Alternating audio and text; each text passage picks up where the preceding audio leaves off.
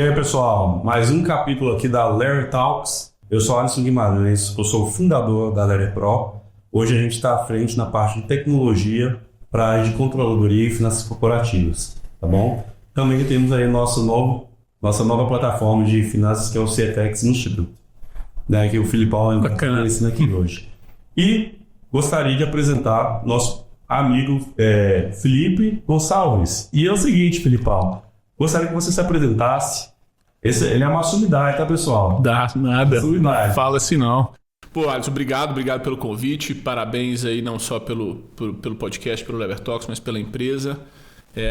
Vamos bater um papo aqui, conversar um pouco sobre carreira, sobre o que a gente pensa. Tenho alguns anos de estrada já passei por algumas coisas, mas certamente ainda tem muito para aprender e muita coisa para passar ainda pela frente. Só para deixar claro, o Filipão, que eu tô chamando de Filipão já, tá, gente? Mas é justificado, né? Afinal de contas, são 2 metros. Quando você viu pessoalmente, você falou, opa, ele sempre tá mais alto que a última vez. Tá certo. Mas ele é o CFO da Patrimar hoje.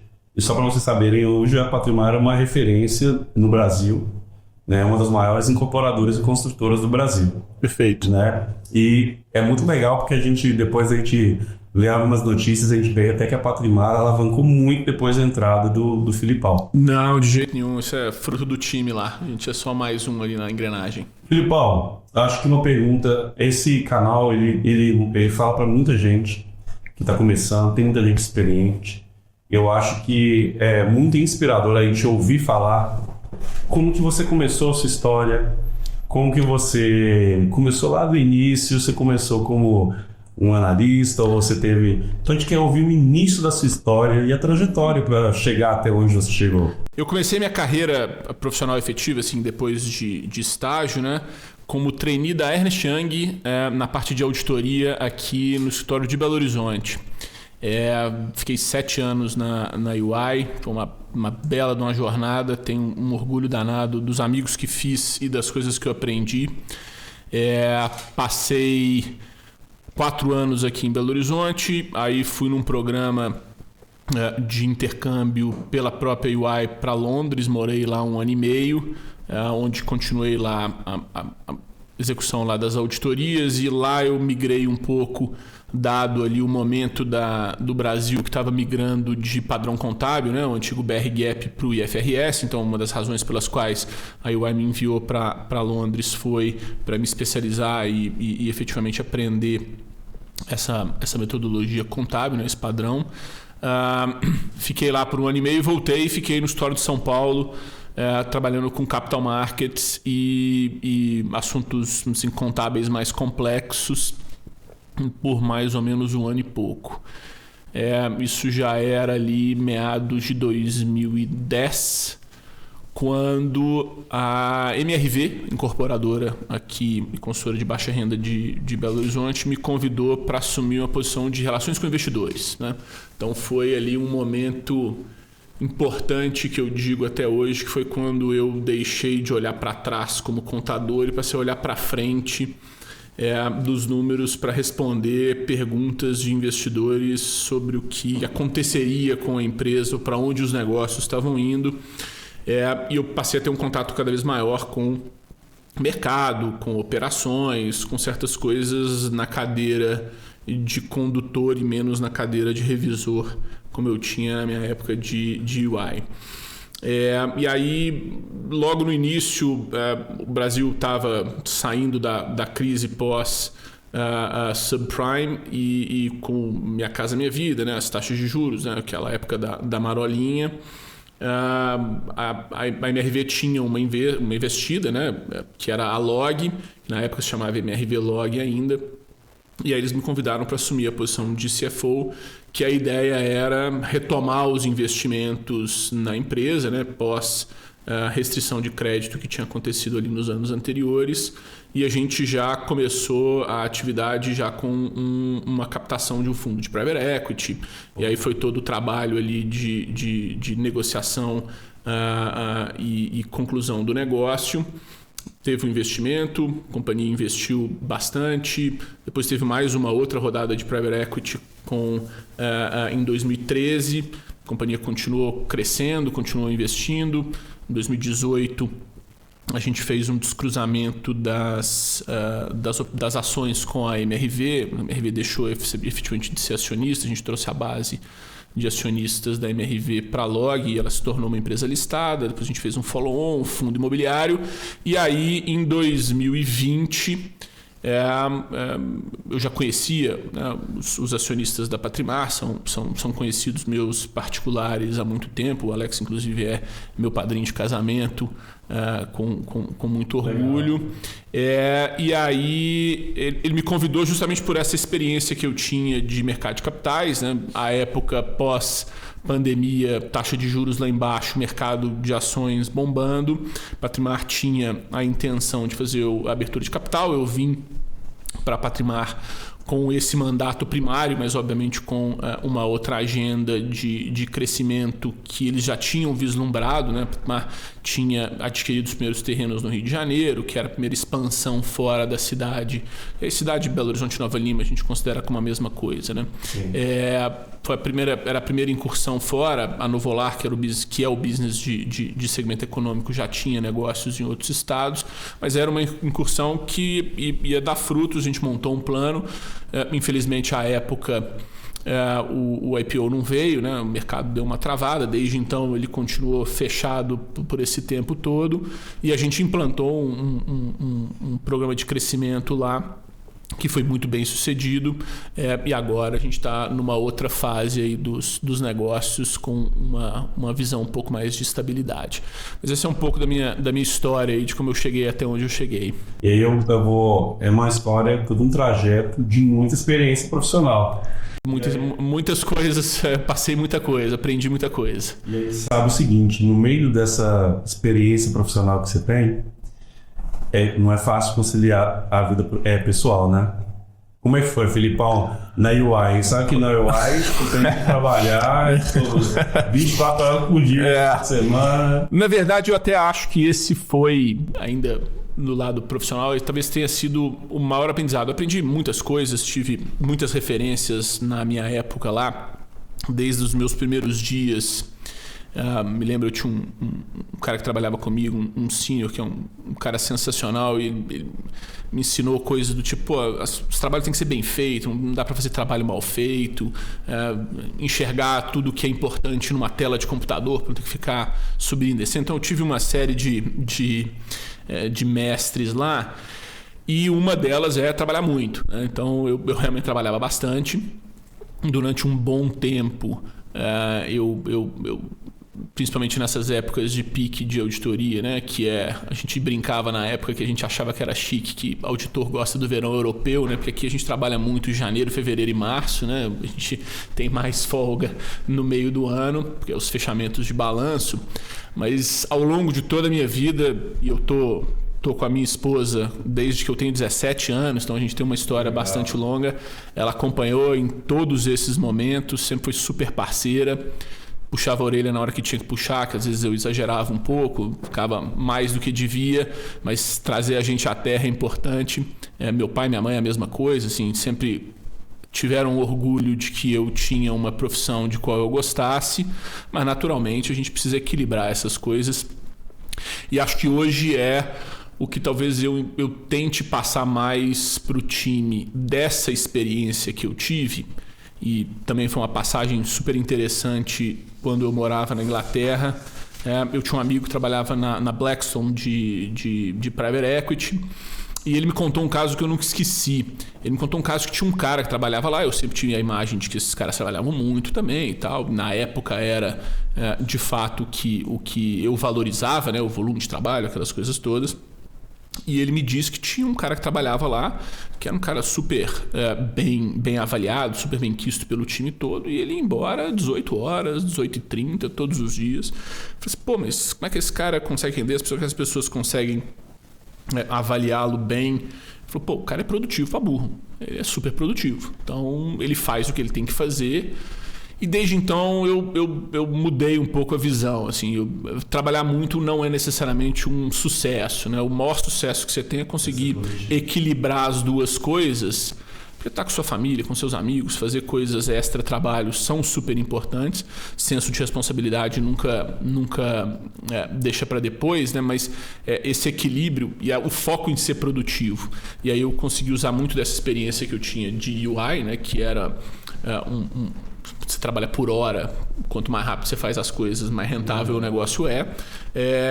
Eu usei essas duas coisas e hoje eu consigo ter um ótimo equilíbrio, embora a turma ainda fique um pouco assustada que, sei lá, domingo, 6 horas da manhã eu mando um e-mail, mas não tem nenhuma expectativa que ninguém me responda. É só porque senão eu esqueço, aí eu resolvo disparar as coisas.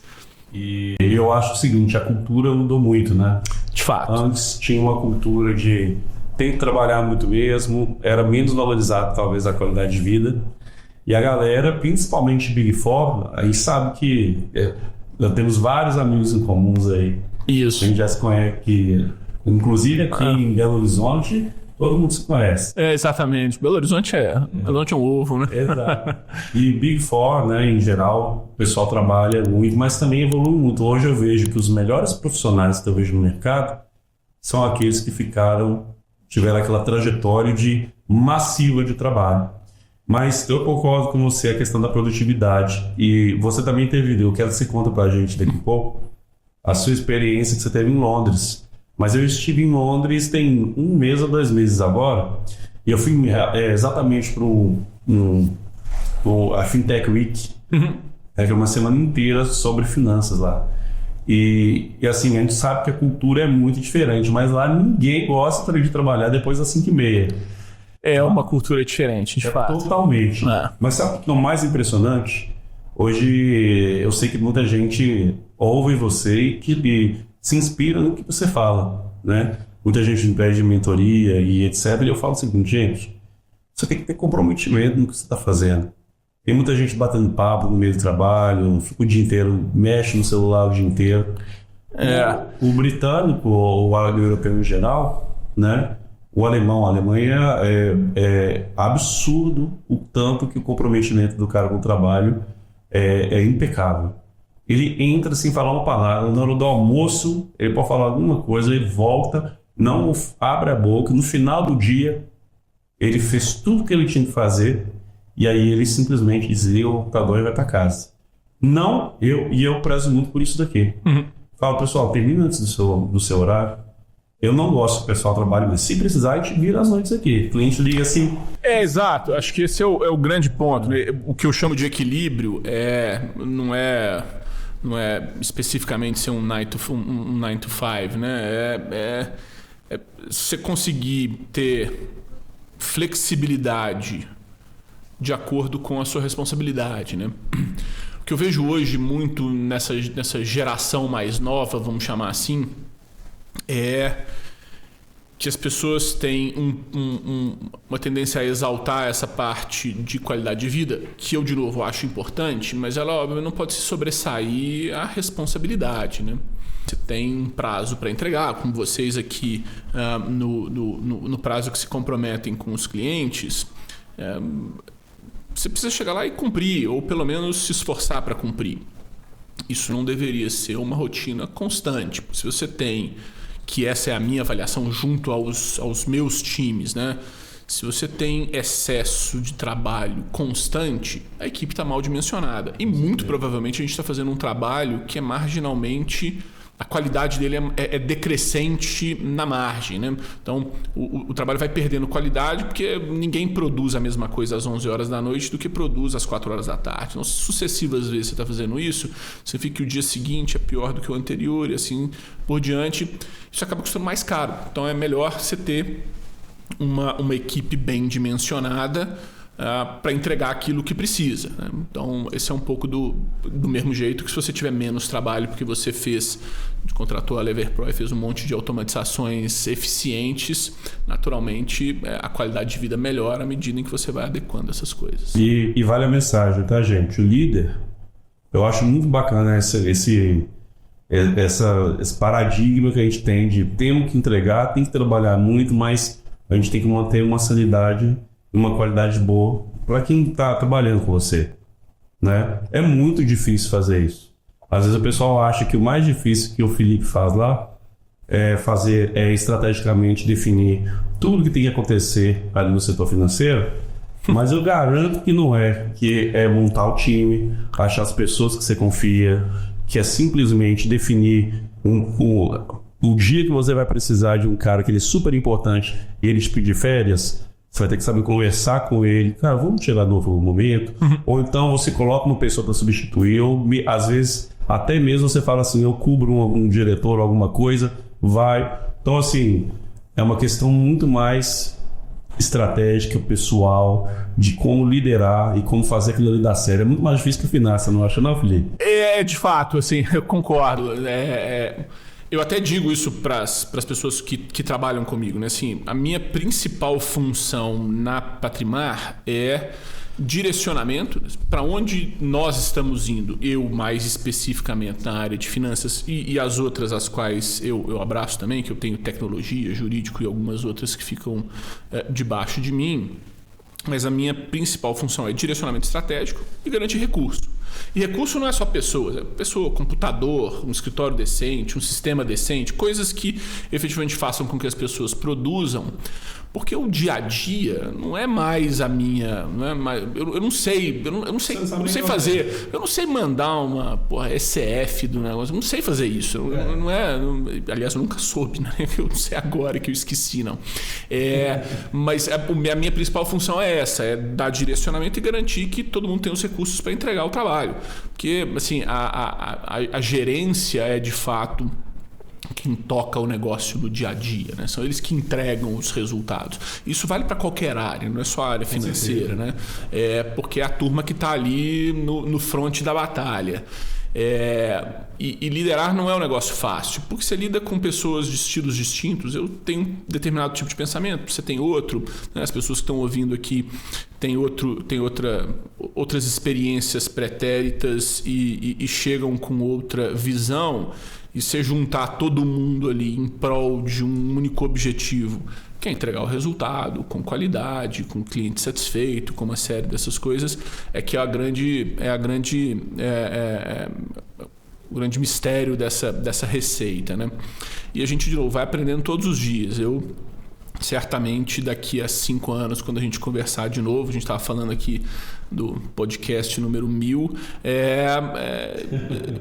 eu provavelmente vou ser uma pessoa diferente do que eu sou hoje, vou ter vivido outras coisas, vou ter aprendido com quem trabalha comigo, seja no mesmo nível, ou seja nos níveis inferiores ou até superiores. A gente vai aprendendo sempre alguma coisa com essas pessoas para ir moldando aí o dia a dia. Eu vou até complementar uma coisa, tá, Felipe? É muito interessante o Felipe falar que ele não sabe que uma SF e etc. Mas, pessoal, é uma coisa que a gente já tem até alguns posts que a gente fala sobre isso. O CFO numa empresa que ela é de menor porte, se for muito pequeno, ele faz tudo. Ele operaciona, ele é o tático, ele é estratégia. Exato. Você cresceu mais um pouco, você talvez esteja no tático, às vezes toca ali na operação. Mas você chegou num tamanho de empresa, onde é o tamanho da Patrimar, que é 100% impossível você ter o tempo que você tem já é curto para fazer o que você tem que fazer. Eu tenho certeza. Então, é uma posição 100% estratégica, né? Ela é política, ela é de relacionamento. Mas tem uma coisa muito legal em cima disso tudo, né? Com certeza absoluta, você tem as pessoas que você confia para fazer o tático e o operacional. Então você não sabe, mas ele já tem quem ele confia lá.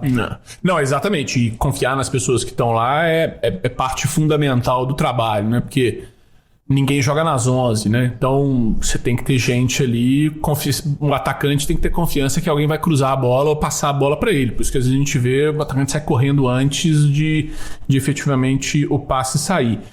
Então, isso é uma parte muito importante. E lá na Patrimar, o time, e não só o time o qual eu lidero, mas o time como um todo, além de muito comprometido com o que tem que fazer, é um time de altíssimo gabarito, assim, gente muito competente, que veste a camisa. A gente tem... isso eu tive ao longo da minha carreira como um todo, mas especialmente lá agora, nesses últimos 5 anos. Dá gosto de ver, e a companhia foi crescendo, o número de pessoas foi crescendo, e você vê que rapidamente as novas pessoas incorporam a cultura da empresa, de uma cultura de focar muito em resultado, de uma cultura de ser super espartano. A gente é super espartano. Exato, a gente é super em português a gente é super pão duro mesmo.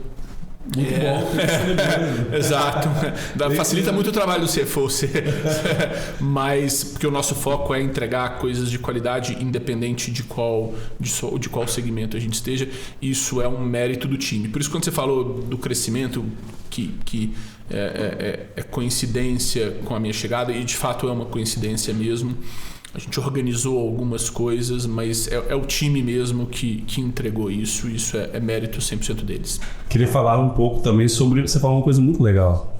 O líder, ele tem que vestir várias personificações de líder. Então, na alta gestão, se você for fazer um MBA, se for ver os métodos de Harvard, não estou inventando, não, é verdade. Quem for pesquisar aí, pode pesquisar que vai achar assim. E você vai ver que o bom líder, ele não é um líder que ele sabe liderar um tipo de pessoa. Ele sabe liderar o que é introspectivo, o que é extrovertido, o que gosta de conversar. O cara que é técnico, ele também sabe criar empatia, ele sabe criar inspiração. Então, existem várias realmente técnicas e várias abordagens para liderança. E é muito legal que para chegar no ponto que você chegou, CFO de uma grande corporação, você aprende demais todas essas cadeiras de liderança, não aprende? Aprende, e eu tive bons mestres ao longo da vida, assim, obviamente começando até pelo meu pai, que é um indivíduo bem fora da curva, me ensinou que certo é certo, errado é errado, não importa o que as pessoas estejam fazendo, essas coisas são firmes, né? A gente tem que acreditar naquilo que a gente faz. Mas eu tive excelentes mestres que tinham perfis muito parecidos com esse, né? UI, meu primeiro chefe aqui, sócio que tocava Belo Horizonte, era um cara excepcional, super bom, famoso treinador bom de grupo, assim, tinha uma capacidade de integrar todo mundo muito grande. Teve gente na Inglaterra, quando eu morei, que me ensinou coisas que eu uso até hoje, de organização. Tinha um cara lá que, a primeira vez que eu tive essa experiência, eu não usava calendário, né? E ele só usava calendário. Então, você chegava para ele, você tinha que ter uma reunião com ele, você tinha que marcar no calendário. Se você quisesse que ele lesse algum papel, algum memorando que você fizesse, ele tinha que marcar no calendário. E ele funcionava assim. Porque ele era super ocupado, ele tinha um monte de coisa para fazer. Se fosse na base do first come, first serve, você chegou lá, entregou o negócio, ele ficava doido. Então, ele tinha uma organização. E eu adotei isso, eu sou totalmente organizado nesse sentido. Aí tem um perfil germânico, aflorou mesmo, então minha agenda é toda certinha. Você chega lá com um assunto assim, ele precisa ser sério o suficiente para eu interromper. Claro que a gente tem que ter flexibilidade, mas eu também funciono bem assim. E aí até, de novo, quando eu cheguei aqui na MRV, aprendi demais com o Léo, que era o CFO aqui. Ele foi um dos caras que mais me ensinou sobre finanças. E de novo também tem uma parte importante. O Leonardo Correia. O Léo foi um cara sensacional para mim, e diversos outros que lá estão na MRV com quem eu aprendi muito também, que foi um pedaço dessa virada, né? Eu tenho muito claro aí a migração de um cara que olhava a contabilidade, né, aqueles resultados que já aconteceram, para ser um cara de finanças que olha para frente, né? Então essa foi uma grande virada que eu tive na carreira, e consegui completar as duas coisas, que é interessante. Talvez uma deficiência grande que exista em boa parte talvez seja exagero, mas em parte dos CFOs no Brasil, é que eles conhecem muito pouco de contabilidade. E contabilidade é uma ciência importante, assim, afinal de contas, os resultados derivam de lá. O retorno não, mas o resultado deriva, né? É a maneira com a qual você paga dividendos, é a maneira com a qual você se mostra para o mercado. Bonito, mas é verdade. Pouco CFO dá importância para isso, e acha que o legal de ser CFO é discutir operações financeiras complexas, retorno. Isso é uma coisa super relevante. Mas até para você calcular coisas simples, necessidade de capital de giro, uma série dessas coisas, elas derivam de informações que são compiladas por contabilidade. E eu ter um background contábil, principalmente num setor complexo, nesse assunto como a incorporação, me ajuda muito, porque eu consigo projetar discussões, né, projetar resultado de discussões hoje usando contabilidade. Isso me ajuda bastante. Então esse histórico de UI foi bem importante aí no pensamento. Até formei em contabilidade também, além de economia, né? Então, certamente esses mestres aí ao longo da vida foram moldando e eu fui aprendendo e aprendo até hoje. Aprendo com todo mundo que está lá na Patrimar, aprendo com você, aprendo com outras pessoas para ir incorporando aquilo que a gente acha certo e às vezes abandonando coisas que, como a gente falou aqui nessa conversa, né? Antigamente trabalhar muito parecia algo bom e na prática você tem que ir abandonando essas coisas para elas não se tornando... muda, né? Exato. Tem que ir evoluindo junto. Né? Cara, muito bacana, muito bacana. Então, gente, muito aprendizado aí de um líder de prestígio. Tem muita gente aqui que tá assistindo e é seu fã. E eu tô virando, gente, olha que legal. Faz isso não, pô. Eu brinco, mas assim, uma coisa muito legal é que quanto mais executivos de alto nível a gente conhece, e aí eu graças a Deus, estou tendo um privilégio de conhecer muitos. Sabe qual é a coisa que eu mais gosto de fazer? Ficar calado escutando, cara, porque você aprende muito. É muito bom você escutar, né? Ter humildade. Olha que legal. Eu não falei nada com o Felipe, mas ele falou, olha, ainda continua aprendendo. Que legal, gente. Então, e sabe que é uma coisa incomum? Você pode fazer uma viagem aí. Eu já fiz uma viagem com 120 CEOs do Brasil inteiro, das grandes corporações.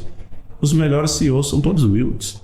Todos têm para escutar, todos querem compartilhar, todos querem te dar uma atenção. Não quer dizer que você vai concordar com tudo, mas você filtra bem.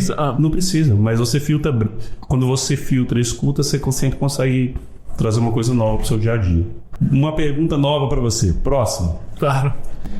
Me conta um momento disruptivo, um momento de mudada de chave ali na sua carreira, que você falou, cara, esse momento foi um desafio, alguma coisa que marcou aí sua carreira.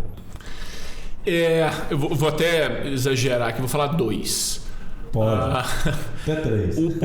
Na verdade, não é nem disruptivo por si só, mas é o pacote da experiência, né? A chegada na Inglaterra foi uma experiência muito rica. Muito rica profissionalmente. Você tem que lidar numa outra língua, o que significa que você tem que raciocinar em outra língua, com uma cultura diferente, como a gente estava falando agora do perfil do inglês. O inglês é de fato mais fechado. Eu fui recém-casado, né? Eu tinha casado há 6 meses para me mudar. Era um plano que a gente tinha de morar fora. E naturalmente morar fora nem tudo são flores, né? Quando você vai de turista as coisas funcionam, quando você mora elas não funcionam, você tem que pagar contas, tem que descobrir como é que essas coisas acontecem.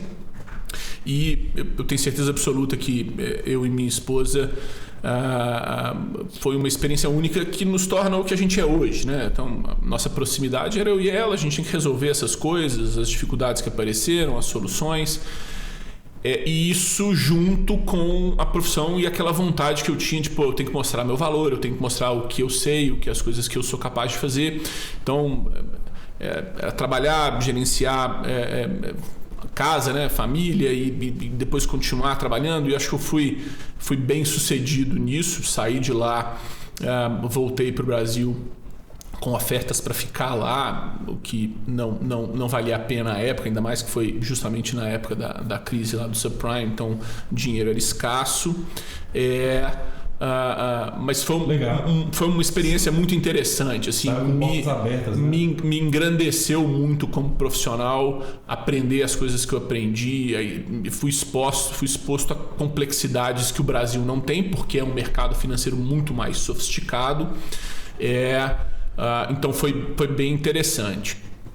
E aí a outra é aquela que eu já citei aqui, que foi a minha chegada na MRV, né? Minha chegada na MRV eu saí de ser um contador, né? E aí não é depreciativo, muito antes pelo contrário, um cara que eu olhava muito para trás, olhava como é que os resultados tinham sido, se o padrão contábil tinha sido corretamente adotado, e passei a olhar para frente. Então passei a olhar assim, quais eram as projeções que eu tinha que dar, quais eram as informações que eu nortearia o mercado em relação às informações da companhia, e essa mudança de chave foi super interessante. No começo era difícil até, porque eu ainda tinha o background meio contábil, então eu sempre voltava para a zona de conforto, né? Voltava para a contabilidade, tentava me ancorar nela para avançar.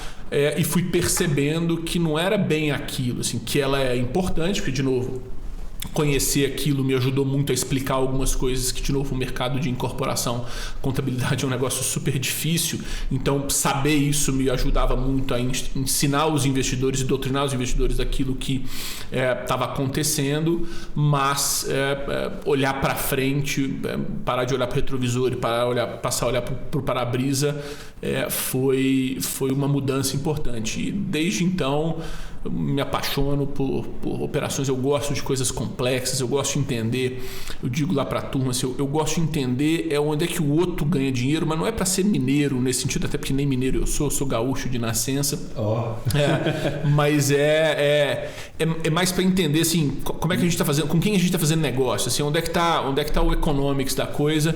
Isso me ajuda muito a entender as operações, e eu gosto bastante, é o desafio que eu me coloco sempre para avançar. História bacana.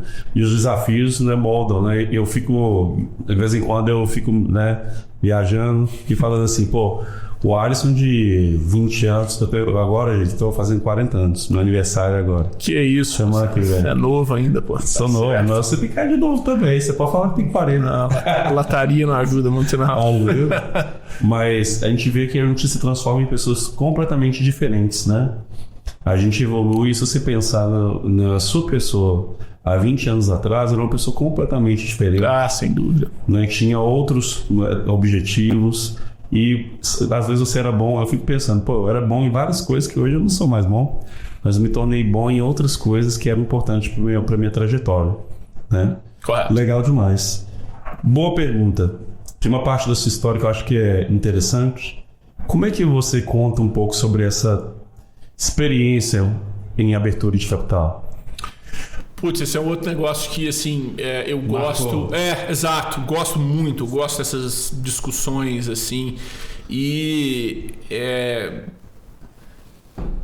um negócio super, de novo, estressante, porque estressante no sentido, assim, você faz muita coisa em pouco tempo, porque quanto mais tempo você leva, foi justamente o que à época existia e a razão pela qual a Patrimar não conseguiu fazer o IPO. Antigamente, sendo um pouquinho mais técnico aqui, para fazer o IPO você tinha o negócio, o primeiro protocolo, aí tinha o segundo protocolo na CVM, demorava 21 dias para acontecer o negócio, depois mais 15. Então, como no Brasil as coisas mudam muito de semana em semana, esse era um negócio que era uma eternidade, né?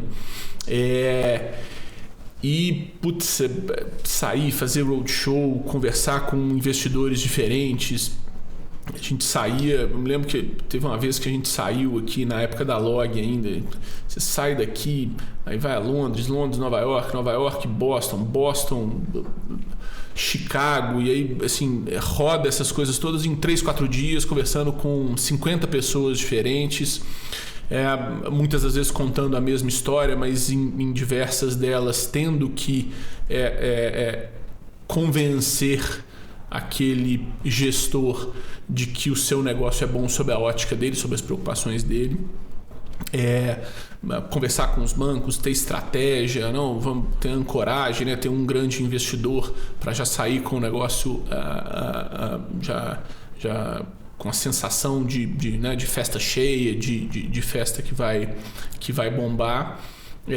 Então era um negócio muito legal, assim, eu gostava bastante. Qual foi o maior desafio que você acha nessa abertura? Você fala assim, pô, esse ponto foi difícil. A época da Log, o mais difícil era convencer as pessoas de que o mercado de galpões no Brasil era muito maior do que o mercado de galpões de São Paulo, porque as pessoas replicavam muito o que se acontece para escritório, né? Escritório, normalmente todo mundo tem uma sede só, né? Galpão não. Galpão você tem diversas armazenagens aí espalhadas, obviamente associadas à sua operação, né? à sua atividade. E convencer as pessoas disso era difícil. Isso era uma tese que o Rubens e o Sérgio, que até hoje é o CEO da Log, eles tinham muito forte, né? Acho que assim, o mercado é muito maior do que isso, e convencer as pessoas de que isso tinha valor dava trabalho. Deu trabalho durante um tempo. Hoje acho que está super consolidado, tanto é que a Log está andando super bem. E quando eu cheguei na Patrimar, o maior desafio foi que eu não tive na Log, porque a Log já tinha um DNA de companhia aberta da MRV forte, era a parte de organização das informações e governança, né? Corporadora, familiar, regional, o negócio era muito bem tocado, mas ele não era tocado com a ótica de dar informação para o mercado. E aí organizar isso em curto espaço de tempo foi um baita de um desafio. Eu me lembro, assim, quando eu cheguei na Patrimar, sei lá, acho que eu cheguei no começo de julho, alguma coisa parecida com isso. Acho que o mês de julho eu devo ter aparecido em casa para dormir, o mês todo deve ter aparecido umas 6, 7 vezes. Assim, o resto era trabalhando pra caramba para conseguir fazer as coisas andarem. Nessa época ainda era muito mão na massa. Pegava relatório, batia soma na caneta, assim, deu trabalho. Mas de novo, são experiências ótimas. Eu deposito muito do conhecimento rápido que eu tive da Patrimar, essa intensidade dessa época, e obviamente as pessoas que estavam lá que me ensinaram muito sobre a companhia, mas esse negócio super intenso me fez aprender muito rápido como é que as coisas funcionavam, por que elas davam certo, por que elas davam errado, aonde estavam os problemas que a gente precisava corrigir, aonde estavam as coisas que a gente tinha que melhorar. Então me ajudou muito essa intensidade e eu meio que rapidamente consegui implementar na área coisas que de fato melhoraram depois e até hoje continuam melhorando. Não tem nada fácil, né? A gente estava falando antes aqui de começar, né? Se fosse fácil, não era a gente, né? O bom é coisa difícil, pô. O difícil é que é legal. E o seguinte, né, pessoal? Hoje, pra parar de desistir tão fácil, tá? Esse é um bom conselho. Qualquer coisa que vale a pena, pode sentar a bunda lá na cadeira, se compromete, resiliência, que é importante. A gente fala, parece muito básico, né? Mas as pessoas hoje estão com pouca resiliência e desiste fácil. Tem um desafio, não gostei, muda pro próximo. Gente, esse é a receita para você falhar. Foca, dê o seu melhor. Você pode até querer mudar, mas vence primeiro o seu desafio antes de mudar. Isso é legal, eu acho. Concordo plenamente. Assim, eu, na verdade, eu não sou eu sempre digo, eu não sou uma pessoa nem um pouco talentosa e também não sou inteligente, mas eu sou muito esforçado, eu sou disciplinado. Então, se eu coloco uma coisa na cabeça, eu vou batalhando até chegar lá. Algumas das vezes, e a gente precisa reconhecer, algumas das vezes eu insisto mais do que deveria, mas essa é a parte da aprendizagem que a gente vai tendo ao longo da vida, de às vezes entender que já chegou no limite, não dá para ficar continuado nesse murro em ponta de faca, porque daqui não vai sair mais nada, então retrocessa e vai fazer outra coisa. Que bacana. Bota a pergunta no pessoal. Quando você estava na faculdade de economia, contábeis, você imaginava que você ia virar um CFO? Você tinha esse objetivo? Não. Quando eu estava na faculdade de economia, eu fiz economia primeiro, né? Eu achava que eu ia trabalhar em banco. Assim, banco é um negócio que até hoje eu gosto bastante, a parte de tesouraria, mercado de capitais e tudo, mas eu achava que eu ia trabalhar em banco. E aí surgiu a oportunidade da UI, me apaixonei, e aí obviamente enquanto eu estava fazendo contábeis, que veio depois, e eu fiz contábeis em função da UI, naturalmente, eu achava que eu ia ser sócio, ia trabalhar com contabilidade o resto da vida. Qual foi a proposta que você falou assim, vou abandonar isso aqui e não vou ser sócio? Na verdade foi a proposta, eu lembro direitinho, eu conversei com meu pai sobre isso, eu liguei para ele e falei assim, eu tive essa proposta, esse negócio, era voltar para Belo Horizonte, né? Eu morava em São Paulo à época, voltar para Belo Horizonte era um atrativo, mas eu me lembro que ele usou uma palavra que eu nunca esqueci. Ele falou assim, pô, isso é um negócio que aumenta a empregabilidade, quer dizer, você se torna uma pessoa um pouco mais completa, né? Eu era muito bom, talvez seja exagero, né? Eu sabia fazer aquilo que eu fazia, mas ter essa mudança que parecia radical à época ia trazer eu ser um profissional mais completo. E acho que ele tinha razão com boa parte das coisas que ele me disse ao longo da vida. Ele tinha razão, valeu a pena. Então a proposta foi muito mais no sentido de aumentar o escopo do profissional do que ser financeiramente atrativa. Não era esse o meu motivo à época. Isso tem 15, 16 anos. Você estava focado na sua evolução. Exatamente. Eu não estava focado em ter dinheiro naquela época e não era isso que ia me dar dinheiro. Me deu muito mais condição de chegar onde eu estou hoje do que se eu tivesse insistido em outras frentes. Agora, polêmica, hein? Alguém vai criticar a sua resposta. Sempre polêmica. Você prefere? O que você acha que... Aí é uma preferência pessoal também, tá, gente? Claro. Mas... Você acha que você teria sido mais feliz sendo um sócio de Big Four ou sendo CFO? Nem ideia. Não consigo... eu não consigo responder pelas coisas que eu não vivi, né? Uma coisa eu tenho plena convicção. Assim, eu não tenho nenhum arrependimento. Porque eu também tenho como filosofia. Eu não me arrependo das coisas que eu fiz. Eu me arrependo das que eu não fiz. Mas as coisas que eu fiz eu não me arrependo, não. E sou muito feliz. Construí uma história muito feliz. Graças a Deus, à época voltei para Belo Horizonte, onde estão dos meus amigos, onde estão as pessoas com quem eu convivo. Então não consigo te dizer se eu seria ou não. Eu consigo te dizer que eu sou uma pessoa feliz. Agora uma coisa mais na área de construção. Conta pra gente, quais são, na sua opinião ali, as dicas e os desafios para a gestão da área de construção e incorporação? Porque é bem específico. Sim. Eu tenho certeza que a pessoal, a contabilidade, ele tem uma regra única, tem as normas contábeis, mas cada negócio a gente executa a gestão de um jeito. Quais são os principais ali, dicas que você pode dar e quais são os desafios que você vê para esse setor? Os maiores desafios, porque esse é um negócio intensivo em capital, de ciclo longo.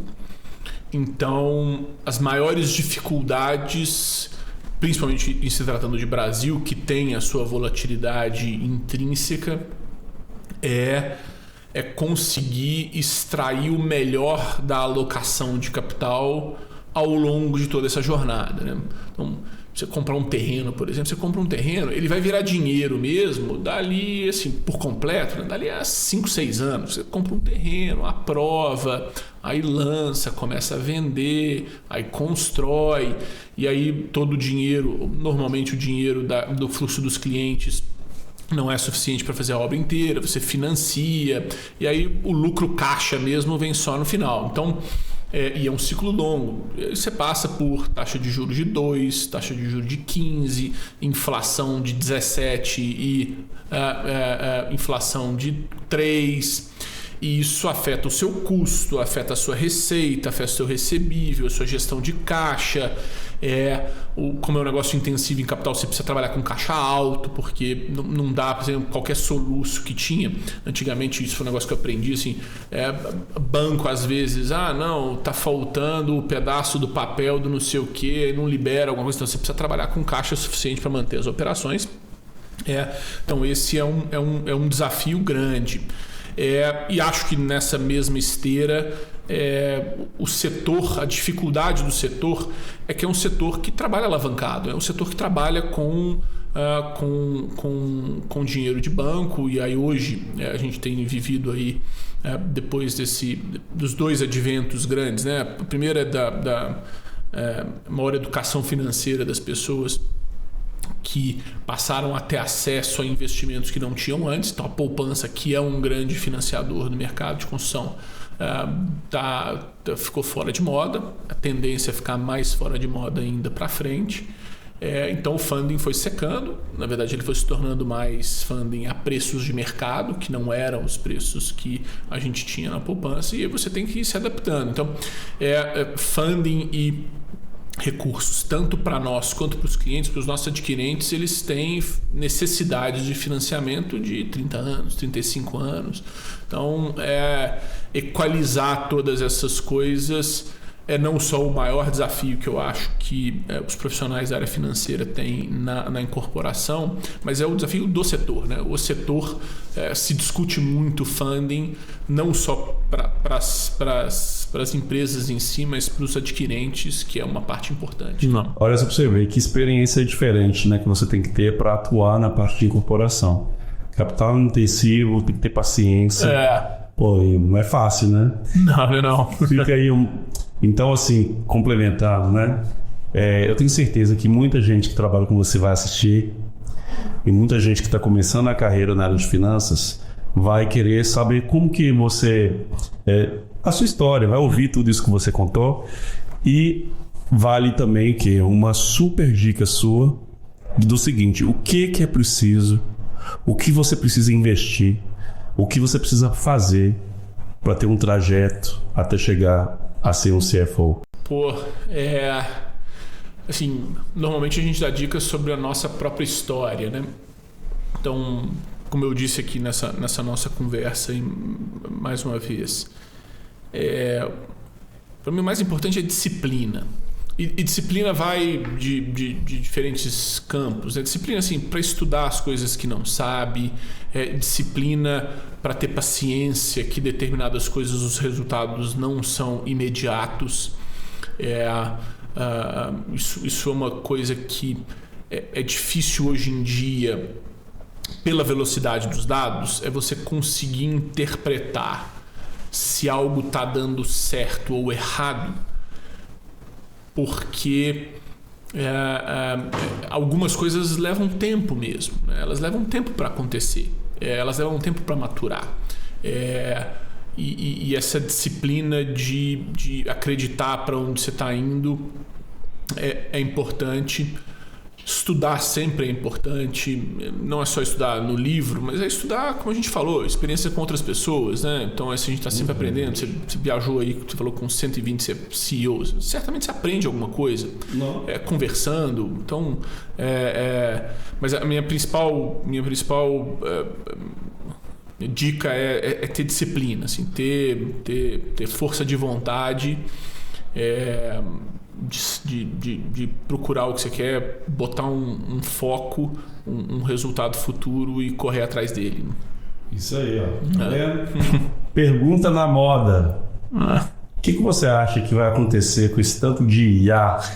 Aí, Humberto, eu não sei se talvez você até tenha imaginado que ia perguntar alguma coisa do tipo.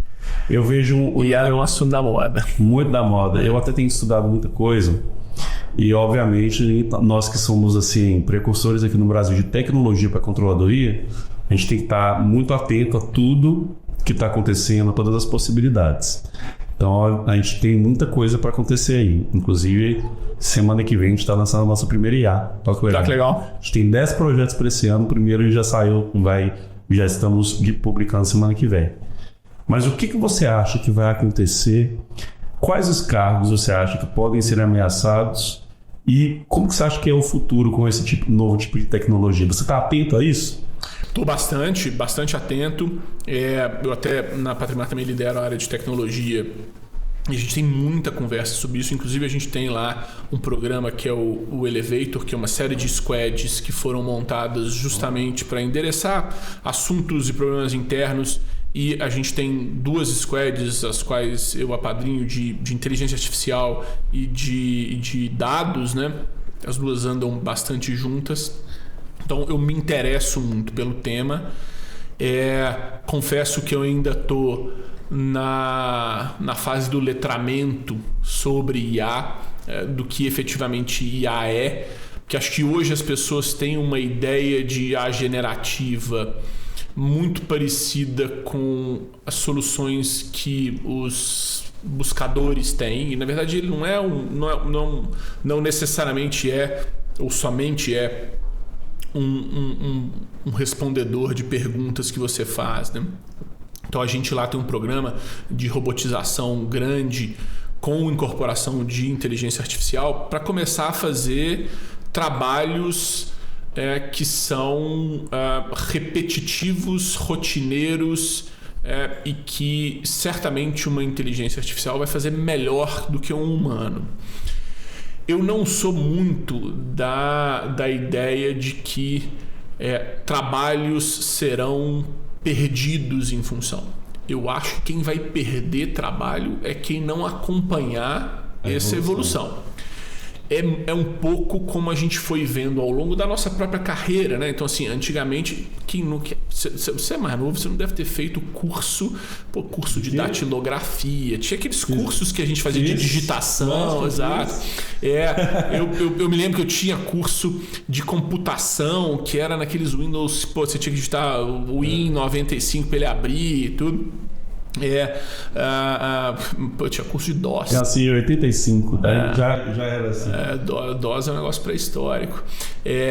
Que legal. E aí a gente tinha que saber. Então, antigamente, ter em currículo que você sabia pacote Office era um negócio que era um diferencial. Hoje, se ninguém colocar, meio que todo mundo assume que o seu... exato, você tá fora. E aí depois veio o inglês, né? Assim, todo mundo tinha inglês. Então, inglês em currículo hoje é meio que dado, né? Certamente essa vai ser uma evolução, que é interpretar dados, saber usar as perguntas certas para ter as respostas certas, porque esse é um grande problema que a gente ainda tem de organização de dados e de respostas de inteligência artificial, é que ela não te deixa sem resposta, né? Então, a gente até fez um almoço outro dia lá no nosso grupo de CFOs da Anshan, que foi super rico, e uma dessas coisas que a gente começou a implementar lá na Patrimar agora, ou pelo menos discutir, é quem pode usar dados de IA para tomar decisão. Porque ainda não é algo que está assim, sob domínio de todo mundo, né? Então, ter sensibilidade para saber que dado e que decisão está se tomando com base naquilo que foi fornecido é importante. Porque, de novo, todo mundo sabe, se você perguntar alguma coisa para o ChatGPT, ele te responde. Ele não responde eu não sei. Ele não sabe fazer isso. Exato. Então, ele vai te responder coisas que vão se aproximar daquilo que ele acha que você perguntou. Então, a pergunta é importante e a sensibilidade da resposta também. Mas eu sou um entusiasta grande, assim, porque certamente vai trazer muita produtividade, tenho certeza. E olha, eu vou até te contar sobre o impacto da IA na área de finanças. Não sei se o pessoal está atento a isso, mas existe um problema muito crítico, sabe qual que é? Eu outro dia eu fiz um ano atrás eu dei uma aula, uma masterclass de como analisar um balanço no ChatGPT. Mas, gente, isso é loucura, você pode fazer isso. Se você pega o seu balanço e joga ele no ChatGPT, ele consome aqueles dados. Esse é um outro negócio que a gente está olhando lá sobre proteção, sobre coisas, como é que essas informações ficam dentro lá. A gente tem até um programa muito interessante que a gente está agora nessa fase de teste, que é uma inteligência artificial para fazer justamente isso na nossa área de RI lá. Então, só que ele é totalmente interno, porque a gente ainda está testando justamente por isso. Como ele te responde qualquer coisa, às vezes ele busca o dado que você pergunta de venda, ele não busca a venda, ele busca a receita, que em corporação não é necessariamente a mesma coisa. Que legal. E aí, então a gente vai corrigindo essas coisas. Mas a iniciativa é super bacana. E assim, não é fácil de fazer não, viu, gente? Uma coisa é você usar o ChatGPT, e eu falo porque a gente aqui está fazendo. E outra coisa é você criar uma IA privada, onde os dados não vão vazar, né? Governança de IA é uma coisa muito importante, porque assim, até mesmo interna, né? Lá o nosso gerente de TI lá, ele fala muito isso, assim, mesmo internamente, ele não pode ser capaz de chegar lá no Copilot que a gente tem da Microsoft e perguntar qual é o salário do fulano, e ele responder, assim, isso não pode. Exato. Então, talvez possa ter uma IA separada somente dessa pessoa. Para que você está apontando de coleta de dados, porque o cara do RH pode fazer análises com base em salário das pessoas. Então, o cara do TI não pode saber o salário de todo mundo, mas o cara do RH sim. E aí, essa governança ela é super importante. Pô, olha que legal, hein, gente? O tipo de discussão que está tendo lá na Patrimar. No final das contas, muito obrigado. eu acho que no final aqui agora eu quero fazer uma pergunta até pessoal. Claro. Filipão, o que você gosta de fazer para se divertir? O que o cara com a cabeça acelerada dessa aí gosta de fazer? Eu gosto muito de esporte. Exato. Eu inventei de fazer isso há uns anos atrás. Não, eu não tenho tempo para isso não. Mas eu ainda tenho o desafio de fazer um meio Iron, eu ainda tenho. Eu acho que ele vai continuar sendo aquele foco que você vai perseguindo e um dia você vai concluir que não vai dar certo. Mas pelo menos alguns eu já fiz, gosto muito. Tem esse negócio, esse perfil de fazer coisas que precisam de disciplina. Gosto muito de ficar em casa, família. Eu tenho uma semana bastante atribulada, então chega nos finais de semana. Gosto de tomar um bom vinho. Meus amigos que, graças a Deus, têm capacidade de comprar vinhos melhores do que eu. Gosto muito de estar com eles, churrasco. Então é uma vida relativamente simples, não tem muita complexidade. Gosto de um seriado, assim, um filme? Gosto. Assim, o seriado é engraçado, né? Como eu viajo muito, eu assisto seriado quando eu viajo. Em casa eu raramente assisto. Até um outro hobby interessante, você puxou agora uma lembrança. Assim, eu gosto de cozinhar. É mesmo? Gosto. Uma das coisas que eu gosto de fazer é chamar a família lá domingo para almoçar lá, cozinhar, fazer coisas. Gosto de inventar, não eu inventar nenhuma receita, inventar de fazer receitas que os outros fizeram, copiar. E eu gosto de assistir programa de culinária, então eu assisto muito. Então um dos meus passatempos é esse, ficar lá. Exato. Fico assistindo. Que legal. O seriado eu deixo pra quando eu viajo, porque viajar é monótono pra burro, então se você não tiver nada pra fazer. Tem que. Exato. Eu fico me lembrando como é que era a minha vida antes do download do Netflix, assim, viajar era chato pra danar. É porque agora você coloca lá e tá tudo tranquilo. Isso então, é bom demais. Ó, que bacana, gente. Então, quem for amigo dele pode cobrar dele aí um jantar. Nossa. E você gosta, né? Eu aposto que você cozinha, vai batendo papo e bebe um vinho. Exato. O objetivo é esse, exato. E vai enrolando bem, que é para as pessoas ficarem com fome e acharem bom. Agora a pergunta, eu tenho um amigo, um dos meus melhores amigos, ele gosta de fazer a mesma coisa. Quanto tempo o jantar demora para ficar pronto? Tem que ser muito, né? Porque senão as pessoas não ficam com fome. Não, depende da complexidade do jantar. Um macarrão ali sai relativamente rápido. Meu amigo Felipe, muito obrigado. Eu que agradeço. Eu agradeço aí. Eu gosto muito da Patrimar também. Eu moro no prédio da Patrimar. Ué, que maravilha. Eu moro no Vila da Satisfação. Não vou falar o nome não, senão alguém vai querer me buscar lá. Mas que bom que tá gostando. Bom, né? A qualidade é impecável, né? Que bom, obrigado. E que bom que vocês estão fazendo esse trabalho de crescimento, de inovação, né? O Felipe já me contou muito aí que de algumas frentes também.